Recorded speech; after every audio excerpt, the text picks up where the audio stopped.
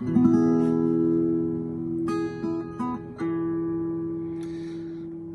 up, Maggie, I think I got something to say to you. It's late September and I really should be back in school. So, welcome to the 4th edition of the Summer of Whiteout podcast. My name's Dom Killinger, and of course, I'm here with my co-host. Would you believe it? Rod Stewart, how are you? Did you say Rod, Dom? I did. Can't believe I made a mistake in the first line. Yep, maybe I did. It's easily done. But you must get it all the time, Rob, surely. Yeah, true. But I don't want to talk about it. Oh, my God, he's off. See what you did there, Rob. I'd say some guys get all the luck. It certainly applies to you. That's nice of you, Dom. Have I told you lately that I love you, Dom? Why? Do you think I'm sexy? Actually, I was only joking. Get it? Oh, dear. Right, come on. All it's got to do with the mountains, Rob. I don't know, but perhaps my namesake is a skier. Maybe he is. What do you think? Yeah, well, I am skiing. Nicely done. Would definitely have a nice ring about it, wouldn't it? We could formally invite Sir Rodney onto the show to tell us about his favourite ski resort. Maybe that would be fun, wouldn't it? Oh, yeah, that would be good. I mean, it's probably not going to happen, but my good friend Maggie May. Sorry, we can't have a Rod Stewart themed chat without mentioning that song. Did you like that, Maggie? Yeah, good friend Maggie May. She may come on into a musical theme every week, Rob. But we ought to crack on. But while I remember, remember we managed to convince somebody at a dinner party once that you were Rod Stewart's cousin. Do you remember that? I think you convinced them that I was Rod Stewart's son. Actually, son. Oh, was it son? Yeah. Yes, which was highly embarrassing, and I think she still thinks that I am. I see her sometimes; she just sort of curtsies a little bit. Yes, not going to mention obviously that. Not dear. So, what's the news? What's going on? Yeah, well, obviously summer is well on the way now, but it hasn't been a completely straightforward start to the season in the Alps, has it? With significant amounts of snow, actually, above 2,500 meters. Fresh falls still coming, but things are warming up. They are warming up now. So I think that as we go into that proper peak summer season, it's going to be okay. Let's hope so. Well, places such as the Stelvio Pass in Italy have had snow this past week, and obviously some of the higher water pass are still snow covered too. And looking out the window this morning, I'm surprised we haven't got snow. It's so damn. We did have a couple of warm days, but that was it. Yeah, I mean, I know that they have had some rain as well in certain parts of the Alps, but the glaciers have been in great condition. And I was in contact actually with the Carrick Smith boys and Molly Butler, young British ski team racers. They've headed up to Norway for the summer training at the Guldhoppigen, if that's what you say, summer ski centre, where I've heard conditions up there are absolutely amazing right now. Yeah, well. So that's pretty cool. That's great. And talking about racing, the new FIS Alpine Ski World Cup calendar is now out, and there's a few interesting additions to this year. Yeah. Season kicks off as usual in Solden, of course, with the men's and women's GS races, men and women together. Yep. And not racing on the same together, but they meet together and they race on the GS course. Then Levi. Oh, I can never pronounce that, can I? Yes, that's the one. Slalom, but men and women there too. And then Gurgel again back to Austria with more men's and women's slalom races. And that's all before the end of November. So packed November of ski racing. Yeah, and I see that it's all changed to North America for a few weeks with Killington, Beaver Creek. Of course, no attempt to run the Chavinia downhills, which just didn't work out last year. Yeah, that was a tough one. But yeah, a few interesting new additions to the calendar, right? So that's cool. Yeah, that's right, including a new men's downhill in Crans-Montana, which will be the test course of the 2027 Alpine Skiing World Championships. So that's very cool. Yeah, and then Sun Valley in Idaho looks like they're hosting the World Cup finals at the end of March, which I believe is the first time a US resort has ever done that. So, we've got the 2025 Alpine World Skiing Championships taking place in Saalbach as well. That's 4th to 16th of February. So if you're interested in ski racing, alpine ski racing, there's a lot going on next winter. Well, and did you know, Rob, that the Grass Skiing World Cup is taking place in, are we ready for this? Predklastery, Czech Republic, over this weekend. What about that? No, I did not, Dom. You're just not in touch with stuff, Rob. You're just not in touch. Well, I should have cancelled my Glastonbury tickets for that one. Maybe next year. I had any of those. But anyway, yeah. So let's move on from ski racing. There just seems to be so much winter-related news around right now, Rob. So bang in the middle of summer. Can't believe there's so much winter stuff going on. Yeah, there is a lot of winter stuff. Winter news coming out. I mean, I spotted a new ski teaching training organization. It's just launched called Professional Ski Instructors of Europe, or PSI. It's set up as a business. They say they provide, and this is a quote from them, borderless certification, which is very new for our industry, allowing instructors to train and qualify with the PSIC and the PSIE across the globe. Now, PSIC is the Canadian organization that they're affiliated with. Okay. So it's also possible to gain an equivalent certification with, say, if you've got a BASI qualification, you can then go to them and get an equivalent qualification to that. So you can check that out online at psie.pro. An old friend of mine, Derek Tate, has started the organization. He used to work for McGarry, the ski system, back in the day in Chatel, which I also work for. So yeah, good guy. It's very interesting development, I think, in ski instruction, in the ski instruction world, I would say. So one of the other big stories that came across my desk this week was the injection of cash into the ski travel agent Heidi. The company has just secured 5.6 million quid of investment. It's currently the sixth fastest growing business in the UK, according to the Sunday Times, which is quite incredible. And now the UK's third largest ski operator. Last season, it carried 34,000 customers. So that is pretty damn impressive for a name that many people may not even know just yet. So definitely check them out at heidi.com. Yeah, very interesting, Dom, that, and be very interesting to see where they go from here as well. Yeah. You know, I do tend to get quite a lot of press releases, even at this time of year. And, you know, Dom, I do like to highlight some of the pointless and head-scratching ones that I receive sometimes. And this week, honestly, was no exception. I'm not going to mention any names, but this particular one, right, was about traveling to countries with adult toys from a company that sells used clothing and used other things by the looks of it as well. Oddly, you don't want to go there. Anyway, the press release highlighted the countries where it might be tricky to bring in your adult toys, such as Saudi Arabia or Qatar. I mean, you know, firstly, it's not really a news story, and it's also not really about skiing, but that's fine. I don't know why they sent it to me, but the press release concluded with the words, quote from them, "While the idea of bringing your favorite dildo on your travels might sound fun, it's essential to be aware of the local laws and customs to avoid any unnecessary trouble." End of quote. Really? I would have never have thought that. So I just couldn't resist. That's a great story, Rob. I wonder whether ski poles would apply in that case.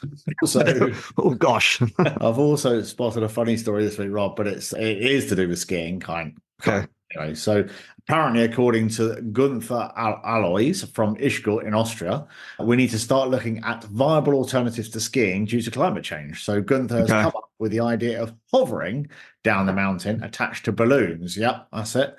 Attached to floating balloons will all hover down the mountainside. What do you think of that, Rob? What do you think? Yeah, well, I mean, I appreciate the innovation, but perhaps just a good old hike, maybe. It's okay for me. I saw this story as well, and I noticed that Gunther said a feasibility study to address remaining questions about slope gliding, such as the balloon's behavior in strong winds, is needed. End of quote there. Well, I think I can just inform Gunther that the balloon is going to get blown around quite a lot when you're with you attached to it. There's your feasibility study there, Gunther. Yeah, it does all seem a bit ballsish, doesn't it? But anyway. Seriously, if it could be fun, and we might all be ballooning down the slope and slope gliding in a few years' time. You never know. No, you never know, Dom. I mean, we're laughing. It looks like it could be quite a cool idea. I mean, I'll definitely be ballooning in a few years' time, but probably only down to the Swiss cheese I'll be consuming in my retirement. Thanks very much.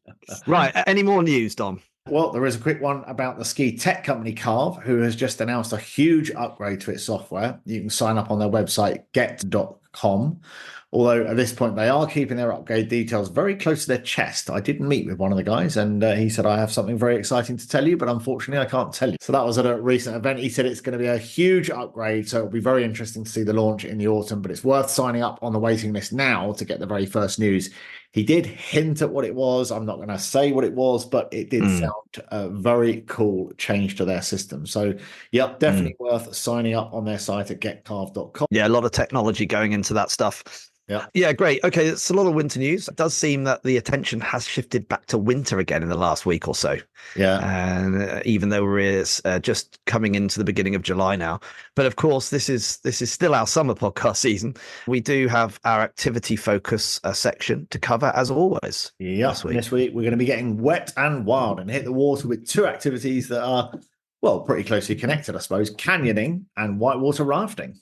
Yeah, both great fun, Dom, and certainly rafting is widely available across the Alps these days, as well as North America, New Zealand, and basically any mountain tourist region where they've got, rivers flowing through mountains, I suppose. Canyoning has grown a lot, but it's less accessible than rafting because it is more challenging for sure. I mean, I worked years ago as a summer assistant and as a canyoning assistant, basically guiding. Wow. It was a lot of fun, but it can be really scary. I would just advise anyone to go with a reputable guiding company if you decide to hike up a fast-flowing river canyon. It's definitely worth taking that very, very seriously and going with a proper canyon guiding company because it's pretty full on, actually. Yeah. Well, let's start with rafting, which involves navigating a river's rapids in an inflatable raft, which typically you get, 6, 8, 10, even up to 12 people in, including a guide. It combines the excitement of going down that fast-flowing river, and obviously it does look pretty scary at times, but you get to see some fantastic scenery, and you get some slower sections of water as well, which is pretty cool. And obviously you've always got your paddle for safety, and you've got your life jackets on and your helmets, and everyone works together to steer through those water rapids. Very fast, very bumpy, very fun. Obviously, depending on the conditions, it could chuck you out of the boat. But you get rivers, different classifications of rivers. So you get a class 1, which is an easy, like your green run, up to a class 6, which is a pretty extreme, fast-flowing river. So yeah, very good fun indeed. And those different classes will tell you whether they're a very difficult one to be going on, just like your ski pistes, or whether it's a much easier one to do. So yeah, whitewater rafting. You can get beginners out there, you can get full-on adrenaline junkies. Which end are you, Rob? Yeah, probably in the middle of that, actually. I think it is great fun. I mean, it is a lot of fun. And like you say, I agree, you can do it at different levels and you don't have to have any experience as long as you go, obviously, with a rafting company. Yeah. But let's take a look at where and how you can actually do this. A couple of summers back, I took my daughter rafting in Chamonix, for example. It was great fun. The rafts there literally depart from the town centre. Yeah. And you get driven back from the finishing point downriver, which is pretty normal for rafting operations. So you go downriver, it all ends, and you get picked up and you get driven back to your starting point. It's really smart. So you've also got the Aosta Valley region and the Dora-Baltia River. And then over in Austria's Tyrol, you've got the 66-kilometer Ötztal H. Is it H River or Ake River? That's a good question. That is a good question, Dom. ACHE. Yeah. And then in Zalău, you've also got a great area for rafting in Zalău as well. And then down in the southern French Alps, you've also got the Ubaye River close to Ombrol that flows into the huge Lac Serre-Ponçon, or Ponçon maybe. No, I think it's Ponçon. Yeah, I think Ponçon. Yeah. And then the final Alps one, you've got the Vorderrhein River that flows through what's known as Switzerland's Grand Canyon and is one of the main tributaries of the Rhone itself. So, yeah, very cool. Nice. Yeah, I mean, you can go further away as well, like destinations like the Colorado River in the US, the Beezy River in Zimbabwe, and the Ganges in India. Just imagine that, rafting down the Ganges. That would be cool. As well as the Shotover River in New Zealand as well, which I've been down a few times. A couple of websites to check out to book rafting, quite good websites. One of them that we know very well, all365.com. You can book rafting experiences through those guys. Or one I also spotted was Manawa, MANAWA.com, which also looked really cool as well. So don't know the website, but I did some research, and it looks like there's lots of rafting stuff on there. So yeah, and the All 365 one is awe365.com. AWE365. Yeah, good. Up as well. Yeah, so what about canyoning then, Rob? What is the crack? If you don't mind. Yeah, the crack. Like that. Very good. Because it is basically heading up or down those big cracks in the cliff known as canyons or gorge. It involves a number of sort of techniques like walking, scrambling, climbing, jumping, abseiling sometimes, or rappelling, as you might say, and swimming as well. You know, certainly a wetsuit is often worn, and a helmet as well. Very important. You can explore like really remote, rugged landscapes. They're often inaccessible by any other means. Canyons, you know, typically you've got narrow gorges, you've got waterfalls, and you've got sort of natural rock formations as well. Yeah, I'm not 100% sure that canyoning is for me. I worry about the whole claustrophobic bit, but yeah, you talked about having the right kit. So we're talking wetsuits, helmets, harnesses, pretty sturdy footwear you need, designed to withstand sort of super wet, rocky terrain. So guys often experiencing rock climbing and water safely, they take you up the canyon, and if you don't mind me saying, ensuring you're super safe as you're doing it. So it's definitely worthwhile looking to have a guide, as with all of these adrenaline-filled sports, for sure. Yeah, it can be fun, but it's interesting you mentioned that claustrophobia side of things, because I remember swimming into sort of underwater caves in the French Alps, like literally going under rock and then popping up in little cave sumps, which I was, you know, at the time about 20 years old, and now I just think it just horrify me to do something like that. We were definitely pushing the boundaries, not with the people we were taking, of course, but we used to go out and recce stuff ourselves. And, you know, just stuff I wouldn't dream of doing now. So if you do get claustrophobia and you don't like going into small caves, you have to swim under rock to get to. Yeah, probably not for you. Yeah, definitely. I don't think it's one for me, but yeah, it's full on physical. It's really exploratory, and I'd love to be able to do something like that. I mean, you really do get into that whole sort of natural environment. It's a bit like, you know, rafting the locations around the Alps and the canyoning in the canyons of Utah and the Blue Mountains in Australia. There's Portugal, but there's plenty of places in the UK where you can experience canyoning as well. And I love the thought of it. It just, I think I know that my claustrophobia would get the best of me. So definitely a good website, plenty of information, ukcanyoning.org if you want to go canyoning in the UK. So that's definitely worth looking up, ukcanyoning.org. I'll put that in the notes of the podcast. Yeah, that is a good organization. And you can, through them, you can learn how to, you know, do canyoning, and you could become a leader as well and an instructor eventually. Obvious places for canyoning in the UK, you know, Wales and Scotland, right? A bit in the Lake District, and Dartmoor as well has a little bit. Right, Dom, on to our destination feature, and we are back in France again. And clearly there's a lot of worldwide destinations for mountain travel, but from the UK, right, it's hard to leave out or ignore the Portes Du Soleil area that includes the towns of Morzine, Avoriaz and Chatel on the French side. And then on the Swiss side, you've got Champéry, Morgins and Les Crosets as well, you know. So yeah, definitely true, Rob. And many skiers know that region in the winter. Obviously a massive network of lifts and ski runs, so it's a very, very cool area. But maybe they don't realize that during the summer it's full on activity there. It's a buzzing hive of activity, actually, when it comes to mountain biking and road cycling as well. Yeah, it really is. I mean, let's look at the overall landscape here when it comes to mountain biking, because it really is a European mecca for lift service downhill mountain biking, especially. It was one of the first big sort of networks. And then certainly it was the largest, and it's still one of the largest now, with the trail network connected by the ski lifts from Leger to Morzine, up to Avoriaz, across to Chatel, and then also linking up with the Swiss side too. There's this vast network of lifts servicing a mountain biking area, which is it is incredible. It is a massive terrain, and obviously for all levels as well. So mountain biking in the Alps. I mean, I suppose it can be a bit intimidating. People just think that it's steep and deep, but for the first time, plenty of easy trails to get stuck into, and of course some really extreme ones too. There's some big jumps and steep rocky terrain if you really want it, but it really has got it all, whether you're a beginner or an advanced mountain biker, no problem. Yeah, that's right. And you can hire bikes there. You know, loads of rental shops in Morzine and Leger. There's a really cool enduro trail as well that loops the entire Portes Du Soleil area. It combines some of the uphill climbing with some of the lifts. Real full day out experience there. If you're pretty fit, active, then a normal trail bike is okay because you do have to ride uphill a bit, but the lifts are there to help as well. Yeah. But you could do that on an e-bike. It would just make some of that climbing a bit easier because it's a big day on the saddle, but it's great fun.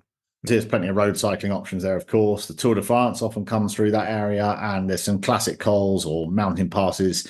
And for those super keen cyclists to do those, it is a challenge. It is hard work. You need to be fit. Yeah. I mean, there are some. The Col de la Ramas. Do you know the Col de la Ramas and the Col du Joux? Yeah, plenty there to go at. Well, I do know the Col de la Ramas because I tried to cycle up it once, and it's tough. I mean, I'm not a road cyclist, and I did go up there, but the respect you get for those cyclists that do that after trying to attempt something like that, which took me probably about 5 hours, and it takes them 40 minutes. It's just a different world. It's amazing. Yeah. But you can go up there if you're into cycling. You can do those cols. I'd definitely recommend an organization called Buzz. Joe and Amelia, both Australians based in Morzine. They're great. And they've got a lovely cafe and a bike center too, just out on the outskirts of town. They're very good guys, very good organization, take you up at your pace. Actually, also, I'd give us a shout out to an old colleague of mine, Tim Jackson, who runs Torrico Bikes in Morzine, where you can rent both road and mountain bikes there. So anyway, sorry about that. Shout out for him. But yeah, what else can we say about this area, Dom? Well, loads really. I mean, you got the lakes, like the smaller one in Leger and the large one in Montreal, where you can swim. It's a large sports centre in Morzine, an indoor ice rink, awesome outdoor tennis courts, massive swimming pool, skate park. Yeah. You've got the Parc des Derech down there too, with long walks around the river, but tons of activities to do along the way, including a tree rope centre. I mean, this area is almost busier during the summer than it is in the winter. Oh yeah, it's buzzing down there. That's such a nice place to hang out. There's so many things for kids to do as well. Yeah, and you've got hiking for pedestrians in the whole area. You get a lift ticket if you buy that through an accommodation partner. It's €3 a day, and they call that the multi-pass, and it includes 70 different activities that you can access with that, and the sports centre with a big swimming pool. I mean, it's incredible value, €3 a day to get on the chair lifts and the gondolas as well. If you're not staying with one of the accommodation providers, it's €14 a day, which is actually still really good value. Good. But yeah, check out who those accommodation partners are if you're booking accommodation in Leger, Morzine, or Avoriaz, or and Chatel, and you buy that multi-pass for €3 a day. It's amazing. The fact that it covers all the mountain lifts across the region is incredible, really. It's worth noting that the mountain biking lift ticket does cost a bit more. Full price is €39 a day for the whole of the Portes Du Soleil area. But if you buy it online, it's a bit cheaper. And you can also restrict it to the local bike parks such as Morzine or Leger if you want to. So that will save a little bit of cash. Yeah, true. I think it's worth having a car during the summers. Point that out. One of the things we like to do if we're there is stay in Leger, drive up to Le Prodan and get the cable car to Avoriaz, and then you take a nice hike to Landeray. People that ski, you probably recognize these kind of places. You grab a nice lunch down there, you go to the goat village, you get back up to Avoriaz again. Stuff like that is cool. There's lots of nice little restaurants dotted about the mountains that you can reach by car, basically. Yeah. And that's a really, really, really nice thing to be able to do. So having that transport is quite cool. Yeah, very good. I mean, that sort of relaxing nature of being in the mountains is just what it's all about, especially in that summertime. It's very, very chilled out at that same time, and you can be super active if you want. So it's very nice to be able to kick back as well. Yeah, it's a nice combination. There's some great little bars to check out, right, as well. Yeah, it's certainly a good area for that. I mean, a few favourites again, Après Ski in Leger, that one, Dom, right at the bottom of the slopes. Love it. Great bands in summer outside. Le Tromplon, do you know that one right at the bottom in Morzine? Yeah. It's just being renovated. It's going to open again really soon. British owned. Timpson, the Timpson retailer family own it. Is it? Didn't know that. Yeah, quite recently. I think they bought it last year. Interesting. Bec Jaune, do you know that one run by Kriegel? We know Kriegel, a really, really cool place. Don't know that. And then the Ibex Brewery. Do you remember those Do you remember those beers we had at the ski test, Dom? Yeah. From the Ibex Brewery, also British owned. Yeah. So it's like, all of that stuff is pretty amazing down there. Very good. We wouldn't get any work done if we lived down there, Rob. I mean, biking, tennis, food, beer, music. I mean, how would you ever get sat down in front of your computer and do any work? Yeah, not easy to hang out there and get anything productive done, Dom, that's for sure. What about accommodation? Well, Morzine, I mean, we've got our friend Mark Nathan, who runs Chalet 1066, largest chalet operator in the area with over 55 chalets. Summer prices are, of course, much cheaper than winter. There's also Elevation Alps in Morzine, really lovely high-end chalets and apartments there. Again, much lower cost in the summer. So, yeah, plenty of options. Yeah, good shouts. Getting there is pretty easy from Geneva, just over an hour to Leger, and a bit more, tiny bit more from Morzine and the other resorts in the area. Driving from the UK, it's one of the closest alpine resort areas to get to. Yep. And you could also get a train to Cluse. I mean, they're looking at doing more direct routes to Cluse, but you can get to Cluse. It's only a 20-minute drive, taxi ride from Leger as well if you didn't have a car. So it's very cool. pretty easy. And a good website to look at, portesdusoleil.com, which is very useful for info. And then each resort has got its own website as well. You can book accommodation directly with these providers, and some tour operators are also putting summer packages together. Peak Retreats do offer summer packages to Morzine, Chatel and Leger. So you can check out peakretreats.co.uk/summer. Nice. Yeah, hopefully I'd like to make it out there during the summer again soon. But now it is on to our bucket list experience of the week, which is a journey, wait for it, to the Everest Base Camp. Oh, wow. I mean, let's face it, Dom, anyone that loves the mountains, right? I mean, getting to Everest, it's got to be a major goal, hasn't it? Yeah, definitely. Getting on a bucket list adventure to the Everest Base Camp, EBC. It's a pretty amazing journey. I mean, talk about something you're never going to forget. So going through the heart of the Himalayas, not just a massive physical challenge, but a real cultural experience too. So we've got a little guide to help you plan a trip. What do you think? Oh, yeah. Well, we've got a little guide, and yeah, it's really a trip that I've got no interest in climbing up Mount Everest to the top for lots of different reasons. I've no interest, but I would quite like to do this base camp hike, I think, to get there, to stand at the bottom of that mountain, to look up at it. That's enough for me, actually. And it's a pretty epic journey in itself. But anyway, the first up part of that journey is the route. Obviously, if you're going to go to climb Everest, you've got to get to the base camp. So, I mean, the journey typically starts with a flight into Lukla Airport, which is also known as Tenzing-Hillary Airport, after the first people that climbed Everest, of course. This is a small mountain town, basically. It's considered one of the world's most dangerous airports due to its very short runway and challenging terrain.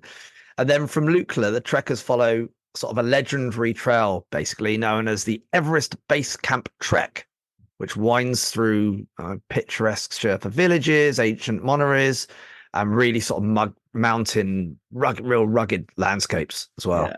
I mean, that airport looks absolutely horrendous. I was just looking at it. Anyway, so the next stage is Lukla to Namche Bazaar. First leg of the trek takes you from Lukla, 2,860 meters, to Namche Bazaar, 3,440 meters.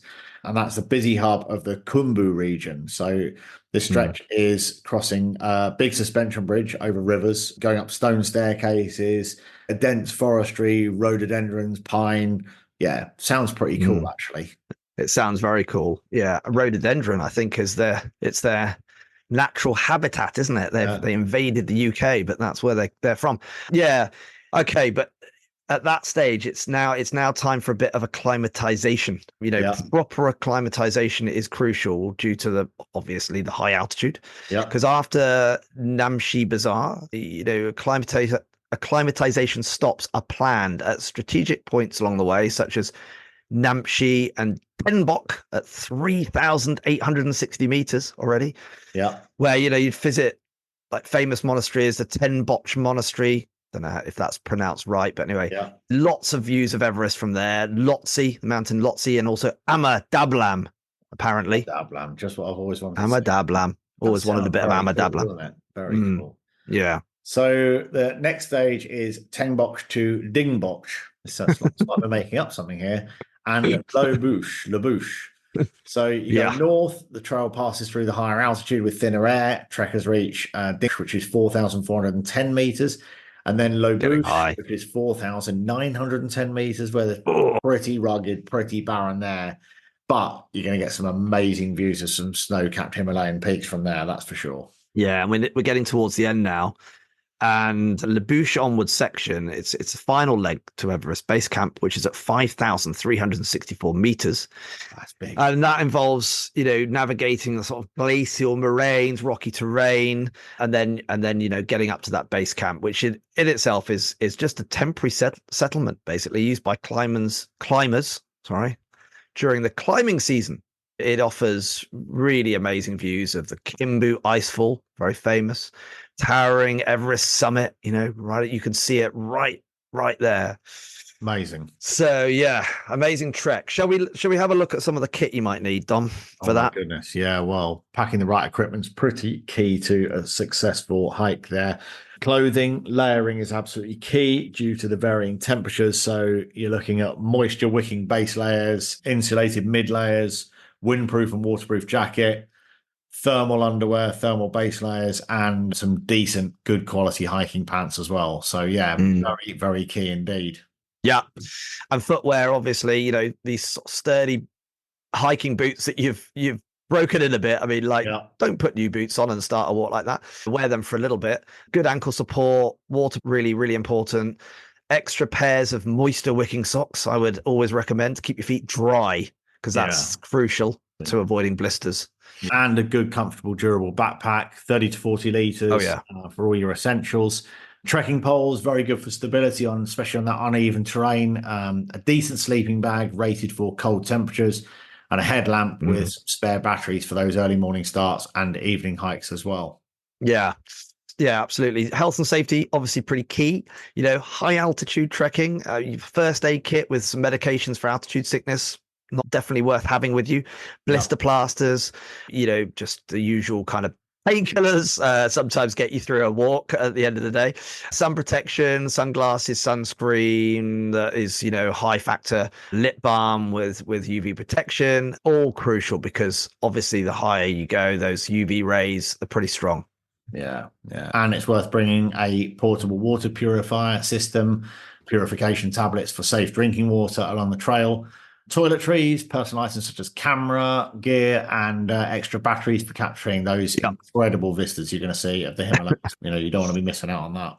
No, absolutely. So what else? What else are we thinking, Rob? What about prep?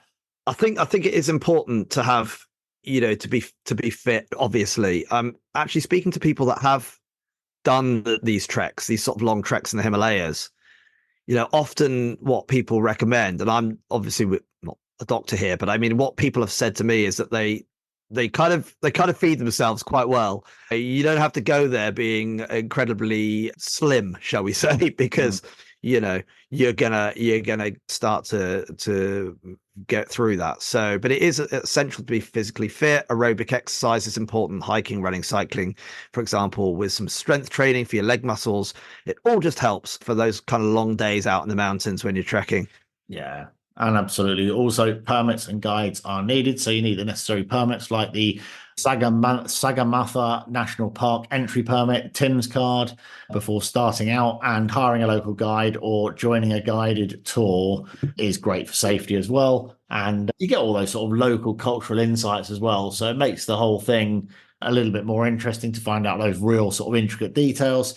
And obviously it does, helps you on your way, doesn't it? It supports the local economy, let alone anything else. Yeah, well, huge economy there with this. I mean, weather in the seasons, the best time to trek to Everest Base Camp are during those pre-monsoon spring season dates, but basically between March and May, and post-monsoon, which is autumn season, September to November. Yeah. So those windows, when the weather conditions are generally stable, I mean, of course, you can't predict the weather, especially in the mountains and especially in the Himalayas, but generally the skies are clearer, temperatures are more moderate at those times. Yeah, absolutely. And just to mention, responsible tourism has to be taken seriously. So you got to respect local customs and traditions, minimize the environmental impact by adhering to the leave no trace principles, and support local businesses by buying goods and services along the trekking route. Yep.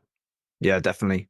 I mean, but It really is a bucket list, and a journey to the Everest Base Camp isn't merely just a physical challenge, but what people often say is it's a transformative experience as well. I know people that have done it, and they would definitely say that. They would definitely say, it is one of those things in life you're never going to forget, which to me makes it a proper bucket list experience. Yeah, totally. So that trek offers incredible beauty. I mean, it's absolutely amazing cultural immersion and personal achievement, of course. That's a real big thing. Yep. Imagine saying you've even got to that base camp. So yeah, the key is all in the planning, meticulous planning, pack wisely, and respect the environment and the local communities around you and the traditions. For it just is. It all adds to the experience. I think that's important, and that's one of the draws for me to that region as well, because it's so culturally very different. I have never traveled to that part of the world. No. I have seen the Himalayas from an aeroplane, which was just a most amazing. Even the pilot was freaking out. I mean, this guy has probably flown past the Himalayas many times in his life, but it was between London and Singapore. And we woke up in the morning and he said, open the left-hand side windows. And I just happened to be sitting on the left-hand side windows. And I opened this thing and oh my God, it was just like bang, the whole. And I'm not kidding you. I know some people might think, really? But I'm not joking. And I'm a bit of a mountain geek. So I do know my mountains a little bit. And I could literally see the entire span of the Himalayan mountain range from the western side to the eastern side. Right. So from Pakistan all the way through to where it's sort of Bangladesh. I mean, it was just amazing. And it had obviously snowed recently the night before. And so it was very, very clear. And you could see Everest. You could point Everest out in the entire range of the Himalayas. I mean, how crazy was that? Yeah. And everyone was just like, wow, that's the most amazing view. And even the pilot was saying, I've never seen it this good before. Wow. That was quite cool. Wow. What a way to end that episode, Rob. I mean, that is quite incredible. I mean, what a thing to have seen. Sounds great. Yeah. I mean, it's not the same as standing at the bottom of Everest when you actually walked up to it, is it? Seeing it from an airplane, but still that was a memorable thing to see. Very good. So that is the end of our summer episode, Rob. Good stuff there. Some good stuff there. Whitewater rafting, canyoning, biking in Morzine. We've got it all covered. What more could you possibly want out of a summer? Well, I mean, that would be a summer, wouldn't it? Doing all of that in one go, and maybe in September heading to the base camp of Everest as well. That would definitely be a summer full of mountains. Sounds fantastic. Let's hope the weather picks up around here. It's got very grey skies in the UK today, certainly where I am, just outside of London. So that's it for our summer episodes, Rob. Very exciting to be at the end of our summer episodes. And we will be heading into a little break now before we come back for the winter on 4th of October, ready for when the ski show starts a couple of weeks later. And we'll have heaps of winter mountain news. And hopefully we'll heard from some of our listeners about where they'll be going this winter and where we'll be going this winter. Lots of exciting stuff to come. But that is it for our summer episodes. What do you think? Well, it is. I've really enjoyed the summer episodes. I think, it's something that we're always talking about summer in the mountains. And we're always, talking to skiers about how great going to the mountains in the summer really is, because we experience it, because we go down there. We've got friends down there, or we've got people that we work with that are based down there, and we love to go and see them and combine that with all the stuff that goes on. I've had some brilliant family holidays in the mountains. For me, I'm not a sit on the beach person at all anyway. I cannot do that. If I'm on a beach holiday, I'll be sailing, I'll be climbing something, I'll be renting a bike somewhere and exploring the area. I can't even sit by a swimming pool for more than half an hour. Yeah. It's dreadful for my family, but it's just the way I am. Yeah. So for me, that holiday in the mountains where you can you don't have to be active all the time. You don't have to be running around and mountain biking, or you can chill, you can walk around town, you can explore the area, all of those things, have a nice lunch. Yeah. You can go swimming. Up that mountain atmosphere in the summer is fantastic, isn't it? It is. And I think whilst those resorts used to feel like ghost towns 25 years ago, Yeah. They don't anymore. They are full of activity. They are buzzing places. They're great in the evenings out. Everyone's out in town. The weather's normally really nice. It's warm. You know, sitting with an Aperol spritzer after your mountain biking day with another 200 people that are just had a brilliant time in the summer, you know, having an après bike session in the sun with your t-shirt on. It's, you know, there's a lot to be said about it. A lot to be said about it. Sounds fantastic. Yeah. Rob, you've sold it to me. You should be in PR. A very happy summer to you and to our listeners. And don't forget, listeners, to leave us a review. It's how like-minded mountain travelers and skiers find the Whiteout podcast.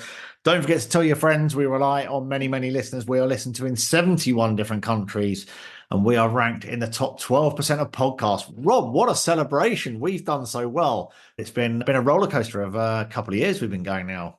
I know. Yeah, it has. And it's brilliant. And it's so nice to go to events that we do often and have people say, you know, they've listened to the podcast. I mean, obviously, that's always brilliant to hear. And we get some brilliant feedback. And I really enjoyed doing the podcast as well. I'm looking forward to the winter. Yeah, we're so passionate about the mountains and skiing. And, you know, it will be our third winter doing this podcast, Dom. That's it. And we just want it to get better and better. Exactly. So, listeners, tell all your ski buddies. We will be back on the 4th of October. In the meantime, Rob, happy canyoning, biking, mountain biking, surfing, and everything else you're going to be doing. Mm-hmm. Adios. Be safe. And cheers. Bye. You lure me away from home just to save you from being alone. Stole my heart, and that's why it really hurts. Morning sun, when it's in your face, really shows your age. And that don't worry me none. In my eyes, you're everything. I laughed at all of your jokes. My love, you didn't need a coax. Oh, Maggie, I couldn't have tried anymore. Lure me away from home just to save you from being alone. You stole my heart, and that's a pain I can do without. And all I need was a friend, lend a guiding hand. But you turned into a lover, mother, why love you want me out. Wreck my bed, and in the morning kick me in the head.